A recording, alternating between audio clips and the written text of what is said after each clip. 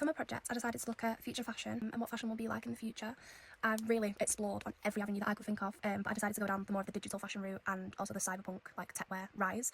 So I started looking at The Sims, which I get a lot of my inspiration just in normal day-to-day life from, of my own outfits that I want to wear and design.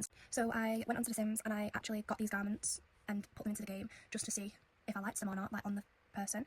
And I did. I really liked it. I really liked the oversized hoodie, the shorts and the corset that I all went on. I made all of these. So yeah. So this is my idea generation. This is what I think sums up my project. Very, very big oversized eyelets. This is the colour. I used a lot of leather. It was like in a city where it's like kind of a pop of colour, but it's dark, so that was kind of my vibe. I focused a lot on cyberpunk. Cyberpunk was my main inspiration for this. I really, really love the aesthetic. I love how it's so dark, but you know, there's so many pops of colour, but you can still tell it's quite a punky, grungy game. I've made sure to educate myself on what cyberpunk was, you know, all the backstory of it, how it's kind of rebellious, but also a really, really nice aesthetic. So when I was designing for this, these were the two that popped out to me the most when I initially started designing. So I made this, like, I kind of like to take cool designs and then make them something you can wear on day-to-day life as well.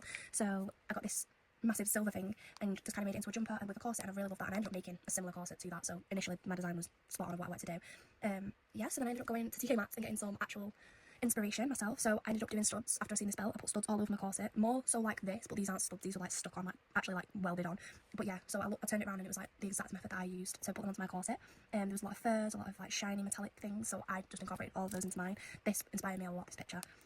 And my person that I looked at the most, or always referred back to her when making all of it, but mainly the corset, and was Vivienne Westwood. I think she was such an influential person in corsets. Like, she made so many cool, amazing designs. Some of them are plain, some of them had a lot of stuff going on. My favourite one from her that I've always seen, like literally always, is the portrait corset, because I love how she's made it so arty. So once I had the vibes settled of what I wanted, I knew I wanted cyberpunk, and obviously I knew the vibe, but what was I even making? I wanted to make something that anyone can wear. I wanted it to be unisex, I wanted it to be fluid, you know, anyone can wear anything. I wanted to show that you can wear a jumper but also with a corset. So then I went to a fashion show. This was the one that stood out to me the most. I loved Jonas. It was called Kiwi Comfort, the brand. It was for International Women's Day, but it still stood out to not just be for women. It was a very like free brand, a very unisex brand. It was, you know, even at a show centered on styling women, the unisex message still shone, which I really loved. And I loved how, you know, they combined the small pants with the giant shorts, and you know what I mean? Like, it was so good. I loved it. This was an actual video from it that I took so much inspiration from this. It's unreal.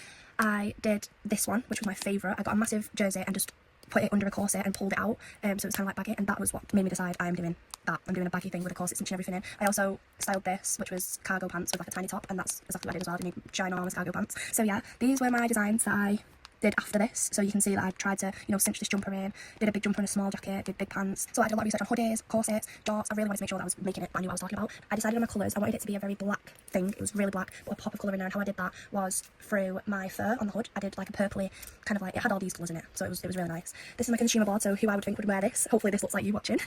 So this is my final lineup.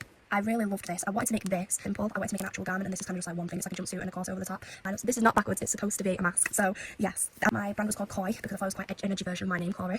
And I've literally just made like streetwear clothes because this is a very streetwear type vibe. This is my final design. Just get a little closer look. You can see the fur, the oversized hoodie, the corset cinching it all in, and then the ginormous shorts. I made twirl and everything. It's a normal corset with new technique, and then I cut the bust off, so it literally was just this part, and then that's what you can see there and there. This is me making it. I loved it. I loved adding the studs. That's my favourite part. This is my finished corset, which I was the most proud of ever. I love it so much. Obviously, it's not got the ribbon, but you get the idea. And then this is my final thing. I really enjoyed this project. I think it was really good.